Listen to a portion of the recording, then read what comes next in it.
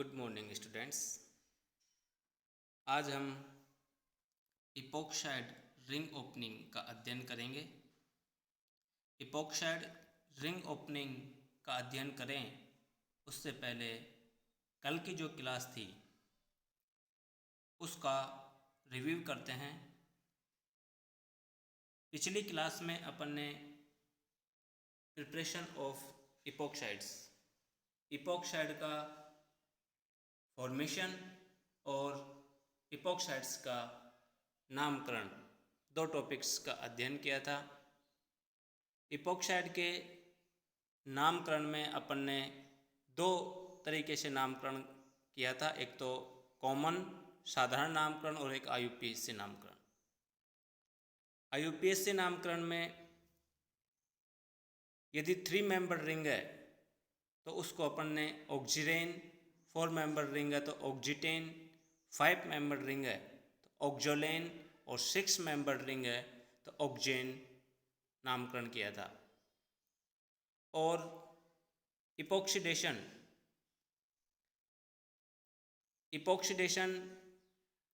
Alkene के साथ में पर एसिड की रिएक्शन करवाने पर इपोक्साइड साइक्लिक ईथर का फॉर्मेशन किया था। इतना अपन कल की क्लास में पढ़ चुके थे। आज हम इपोक्साइड की रिंग ओपनिंग, जो साइक्लिक ईथर्स होते हैं उनमें रिंग स्ट्रेन होता है। स्ट्रेन की वजह से ये लेस स्टेबल होते हैं और इनकी रिंग ओपनिंग हो जाती है, उसका अध्ययन करेंगे।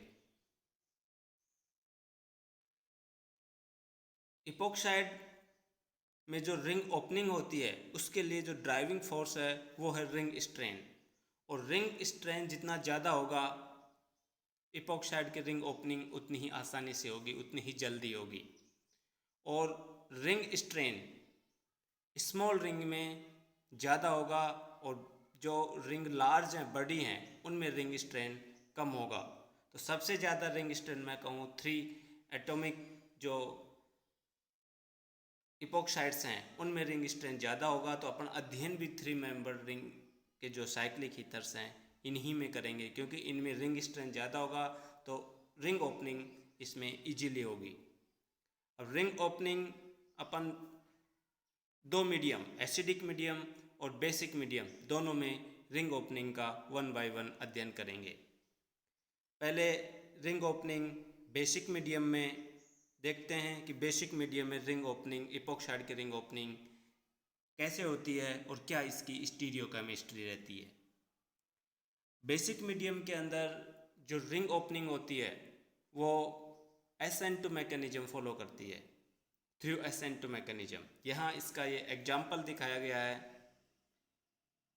ये 3 मेंबर रिंग है जिसमें एक कार्बन परमाणु के ऊपर 2 मिथाइल ग्रुप जुड़े हुए हैं। ये देखो, ये 2 मिथाइल ग्रुप जुड़े हुए हैं इस कार्बन परमाणु पर। इसकी रिएक्शन बेसिक मीडियम में, ये बेसिक मीडियम में जो न्यूक्लियोफाइल है CH3O-, ये CH3O- यहाँ न्यूक्लियोफाइल है। न्यूक्लियोफाइल का अटैक इन दोनों कार्बन एटम में से किसी एक कार्बन पर होगा और रिंग की ओपनिंग हो जाएगी। अब जो क्वेश्चन यहाँ अराइज हो रहा है वो ये है कि जो न्यूक्लियोफाइल है उसका अटैक कौन से कार्बन परमाणु पर होगा। या तो इस कार्बन परमाणु पर होगा जिस पर 2 मिथाइल ग्रुप जुड़े हुए हैं, या फिर इस कार्बन परमाणु पर होगा जिस पर 2 हाइड्रोजन परमाणु जुड़े हुए हैं। इसकी मैकेनिज्म को आगे इस इमेज में दिखाया गया है। ये इस इमेज के अंदर ये इसकी कंप्लीट मैकेनिज्म है। ये CH3- न्यूक्लियोफाइल और न्यूक्लियोफाइल लेस हिंड्रेड कार्बन, इन दोनों में लेस हिंड्रेड कार्बन देखें तो वो कार्बन जिस पर 2 हाइड्रोजन परमाणु जुड़े हुए हैं, इस कार्बन के ऊपर स्टेरिक एंड्रेंस कम है। तो न्यूक्लियोफाइल की अप्रोच इजीली इस वाले कार्बन पर होगी और बैक साइड से होगी। क्यों बैक साइड से? मतलब है कि दूसरी साइड जिधर ऑक्सीजन है, रिंग जुड़ी हुई है, इधर की साइड से न्यूक्लियोफाइल का अटैक नहीं हो सकता, क्योंकि ऑक्सीजन परमाणु खुद के पास में खुद की इलेक्ट्रॉन डेंसिटी है वो रिपल करेगी इस न्यूक्लियोफाइल को। इस वजह से बैक साइड से लेस हिंडर्ड कार्बन के ऊपर न्यूक्लियोफिलिक अटैक होगा, और न्यूक्लियोफिलिक अटैक होने से लेस हिंडर्ड कार्बन और इस न्यूक्लियोफाइल के बीच में बॉन्ड का फॉर्मेशन होगा, और ऑक्सीजन और इस कार्बन ये वाला बॉन्ड ब्रेक हो जाएगा और ऑक्सीजन पर माइनस चार्ज आएगा। जैसे ऑक्सीजन पर माइनस चार्ज आया, ये माइनस चार्ज किसी दूसरे मिथेनॉल मॉलिक्यूल के एसिडिक हाइड्रोजन को एक्सेप्ट करके OH में कन्वर्ट हो जाएगा, और फाइनली प्रोडक्ट अपन को ट्रांस प्रोडक्ट मिलेगा। ये फाइनल प्रोडक्ट है। तो जब बेसिक मीडियम के अंदर अपन रिंग ओपनिंग करवाते हैं तो लेस हिंडर्ड कार्बन पर बैक साइड से न्यूक्लियोफाइल का अटैक होता है, और जो प्रोडक्ट मिलता है, जो प्रोडक्ट बनता है, उसकी स्टीरियोकेमिस्ट्री में दोनों एक दूसरे के अपोजिट डायरेक्शन में होते हैं, न्यूक्लियोफाइल और ऑक्सीजन एटम। दूसरा रिंग ओपनिंग अपन एसिडिक मीडियम में अध्ययन करेंगे। एसिडिक मीडियम के अंदर जब रिंग ओपनिंग होगी तो उसमें SN1 मैकेनिज्म फॉलो होगी, और वो कंप्लीट SN1 मैकेनिज्म उसे नहीं कह सकते। वो क्यों नहीं कह सकते, वो अभी अपन इसकी मैकेनिज्म का अध्ययन करेंगे तो अपने समझ में आ जाएगा कि इसको पूर्णतया SN1 मैकेनिज्म नहीं कहेंगे, लेकिन ये SN1 मैकेनिज्म जैसी ही मैकेनिज्म है। एसिडिक मीडियम का यहाँ एग्जाम्पल दिखाया गया है, या एग्जाम्पल को ज़रा ध्यान से देखो, वही सेम एग्जाम्पल है। एक कार्बन पर 2 मिथाइल ग्रुप जुड़े हुए हैं, दूसरे पर 2 हाइड्रोजन परमाणु जुड़े हुए हैं। जब एसिडिक मीडियम है तो जो न्यूक्लियोफाइल होगा यहाँ पर वो मिथेनॉल होगा, और वहाँ जो बेसिक मीडियम में ये देखो न्यूक्लियोफाइल है मिथॉक्साइड आयन, जो कि स्ट्रॉन्ग न्यूक्लियोफाइल है मिथेनॉल की अपेक्षा। तो मिथेनॉल एक मिथॉक्साइड आयन की अपेक्षा लेस न्यूक्लियोफाइल है। यहाँ जो न्यूक्लियोफाइल है मिथेनॉल एसिडिक मीडियम में, ये अटैक कर रहा है मोर हिंड्रेड कार्बन एटम पर। ये देखो, जिस कार्बन एटम पर 2 मिथाइल ग्रुप जुड़े हुए हैं, यहाँ पर ये न्यूक्लियोफाइल का अटैक हुआ, ये जुड़ गया न्यूक्लियोफाइल और प्रोडक्ट का फॉर्मेशन हुआ। ऐसा क्यों हुआ कि न्यूक्लियोफाइल का अटैक मोर सब्स्टिट्यूटेड कार्बन एटम पर क्यों होता है, वो देखो। इसको समझने के लिए हम इस मैकेनिज्म को ज़रा ध्यान से देखते हैं। क्योंकि मीडियम कौन सा है, एसिडिक मीडियम है। तो एसिडिक मीडियम में पहले एसिड बेस रिएक्शन होगी, क्योंकि एसिडिक मीडियम में H+ आयन हैं। तो H+ आयन इस ऑक्सीजन एटम के ऊपर जो इलेक्ट्रॉन पेयर हैं, इनके साथ जाकर आकर अटैच होंगे, और इस ऑक्सीजन पर पॉजिटिव चार्ज आएगा। ये देखो पॉजिटिव चार्ज आ गया। जैसे इस ऑक्सीजन पर पॉजिटिव चार्ज आया तो ये मॉलिक्यूल लेस स्टेबल हो गया, क्यों? ऑक्सीजन की इलेक्ट्रोनेगेटिविटी ज़्यादा होती है, इसकी खुद की नेचर होती है कि नेगेटिव चार्ज बियर कर सकता है, पॉजिटिव चार्ज नहीं कर सकता। तो ड्यू टू लेस स्टेबिलिटी ये ऑक्सीजन एटम अपने इलेक्ट्रॉन डेफिशिएंसी को पूर्ण करने के लिए या तो ये वाला बॉन्ड ब्रेक करेगा, ये वाला बॉन्ड ब्रेक करेगा। अब बॉन्ड इजीली वो ब्रेक होगा जिसके ब्रेक होने से मोर स्टेबल कार्बोकेटायन का फॉर्मेशन हो। यदि इधर वाला बॉन्ड ब्रेक होता है, ये वाला, तो जो कार्बोकेटायन बनेगा वो 1 डिग्री कार्बोकेटायन बनेगा। और यदि ये वाला बॉन्ड ब्रेक होता है तो जो कार्बोकेटायन बनेगा वो 3 डिग्री कार्बोकेटायन बनेगा। तो इसमें यहाँ लिखा हुआ है carbon oxygen bond start to break. ये वाला कार्बन ऑक्सीजन बॉन्ड ब्रेक होता है, जिसके ब्रेक होने से मोर स्टेबल कार्बोकेटायन का फॉर्मेशन होता है। अब जैसे ही बॉन्ड ब्रेक होता है उसी टाइम न्यूक्लियोफाइल का अटैक उस कार्बन पर होता है जिस पर इलेक्ट्रॉनों की कमी होती है। अब इनको यदि देखें तो ये वाला बॉन्ड ब्रेक हो रहा है, तो इस बॉन्ड के ब्रेक होने से इस कार्बन पर इलेक्ट्रॉन डेंसिटी कम हो गई। This is the electron deficient carbon. तो यहाँ पर न्यूक्लियोफाइल का इजीली अटैक होगा। और नेक्स्ट स्टेप 3 में देखो, ये जो न्यूक्लियोफाइल है मिथेनॉल, ये न्यूक्लियोफाइल इस वाले कार्बन पर अटैक कर रहा है, ना कि इस कार्बन के ऊपर। इस कार्बन पर अटैक करने के पीछे जो ड्राइविंग फोर्स है, इस कार्बन पर इलेक्ट्रॉनों की डेफिशिएंसी। और वो डेफिशिएंसी क्यों हुई? क्योंकि मोर स्टेबल कार्बोकेटायन तभी बनेगा तब इस वाले कार्बन का इस ऑक्सीजन का बॉन्ड ब्रेक होगा। तो न्यूक्लियोफाइल का अटैक इस कार्बन पर होगा जिस पर दो मिथाइल ग्रुप जुड़े हुए हैं। लेकिन SN1 रिएक्शन को यदि देखें तो वहाँ कार्बोकैटायन का कंप्लीट फॉर्मेशन हो जाता है और यहाँ पर कार्बोकैटायन का कंप्लीट फॉर्मेशन नहीं हुआ।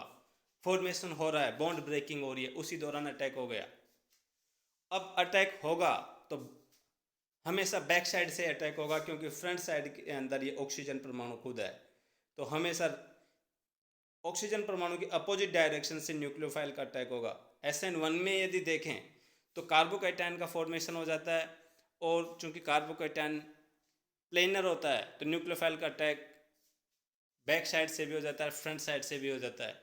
तो वहाँ पर रेशमिक मिश्रण एज ए रिएक्शन प्रोडक्ट मिलता है SN1 कंप्लीट SN1 मैकेनिज्म में। लेकिन यहाँ पर पूर्णतया कार्बोकैटायन का फॉर्मेशन नहीं हुआ, इस वजह से यहाँ पर न्यूक्लियोफाइल का बैक साइड से ही अटैक होगा और प्रोडक्ट में अपन को एक ही तरीके का प्रोडक्ट मिलेगा, रेशमिक मिक्सचर नहीं मिल सकता। तो न्यूक्लियोफाइल का अटैक, ये देखो न्यूक्लियोफाइल का बैक साइड से अटैक हुआ और जिधर से न्यूक्लियोफाइल अटैक किया उधर ही वो अटैच हो जाता है। और ये देखो न्यूक्लियोफाइल यहाँ पर अटैक हुआ, इस ऑक्सीजन के ऊपर पॉजिटिव चार्ज आ गया।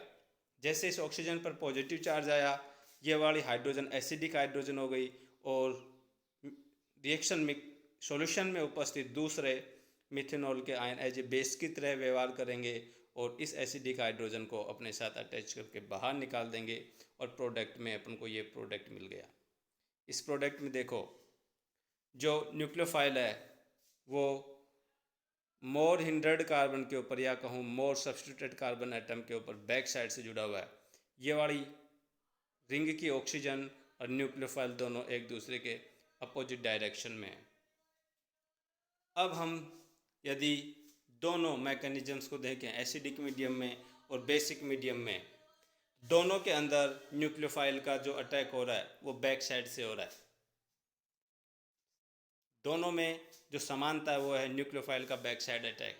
लेकिन दोनों में यदि अंतर देखें तो बेस कैटेलाइज्ड मैकेनिज्म में न्यूक्लियोफाइल लेस हिंड्रेड कार्बन एटम के ऊपर अटैक करता है, जबकि एसिडिक मीडियम में न्यूक्लियोफाइल मोर सब्स्टिट्यूटेड कार्बन परमाणु पर अटैक करता है। ये इन दोनों मैकेनिज्म के डिफरेंस और समानता। अब देखते हैं इसके कुछ एग्जाम्पल्स और दूसरे एग्जाम्पल्स। ये एग्जाम्पल फर्स्ट में देखो आप, जो मीडियम है वो कौन सा, बेसिक है, देखो NaOH लिया गया है। मीडियम कौन सा हो गया, बेसिक। न्यूक्लियोफाइल क्या है, वाटर है। अब बेसिक मीडियम में वाटर एज ए न्यूक्लियोफाइल ना होकर के OH minus as a nucleophile होगा। तो न्यूक्लियोफाइल क्या है यहाँ पर, OH माइनस, देखो ये दिखा है OH माइनस। अब OH माइनस यहाँ पर दो कार्बन दिखाए गए हैं, एक कार्बन नंबर 1 एक कार्बन नंबर 2। तो कार्बन नंबर 1 के ऊपर न्यूक्लियोफाइल का अटैक नहीं होगा क्योंकि वहाँ पर स्टेरिक एंट्रेंस ज़्यादा है, मिथाइल ग्रुप जुड़ा हुआ है। कार्बन नंबर 2 के ऊपर स्टेरिक एंट्रेंस कम है, इस वजह से न्यूक्लियोफाइल का अटैक कार्बन नंबर 2 पर होगा और बैक साइड से होगा। देखो जो ये रिंग है ऑक्सीजन की, ये 3 मेंबर रिंग है, ये रिंग प्लेन से ऊपर है, तो प्लेन के नीचे से न्यूक्लियोफाइल का अटैक होगा और OH माइनस प्लेन के नीचे ही लग जाएगा और प्रोडक्ट में जो विसिनल डायोल या कहूँ ग्लाइकोल अपन को मिला, ये प्रोडक्ट का फॉर्मेशन हो गया। एग्जाम्पल 2 को ध्यान से देखो। एग्जाम्पल 2 के अंदर जो मीडियम लिया गया वो एसिडिक मीडियम है।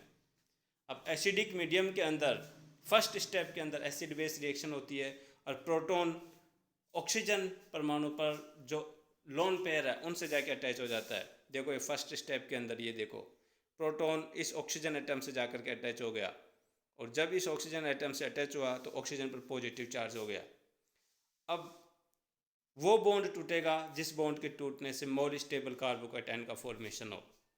तो ये वाली ऑक्सीजन और वो वाला कार्बन जिससे मिथाइल ग्रुप जुड़ा हुआ है, इसके बीच का बॉन्ड ब्रेक होगा और उसी टाइम उसी कार्बन पर न्यूक्लियोफाइल का बैक साइड अटैक होगा। ये देखो उसी कार्बन के ऊपर जिस कार्बन से बॉन्ड टूट रहा है उसी कार्बन पर बैक साइड अटैक होगा और न्यूक्लियोफाइल बैक साइड में आकर के बॉन्ड बनाएगा और ये OH ग्रुप और ये न्यूक्लियोफाइल एक दूसरे के एंटी अपोजिट डायरेक्शन में होंगे। एक प्लेन से ऊपर है, दूसरा प्लेन से नीचे है। ये अपन ने कंप्लीट मैकेनिज्म समझी इपॉक्साइड की रिंग ओपनिंग की इन एसिडिक मीडियम और in basic medium. Thank you students, आज की क्लास में इतना ही। बाकी कल हम इसका अध्ययन करेंगे। Thank you.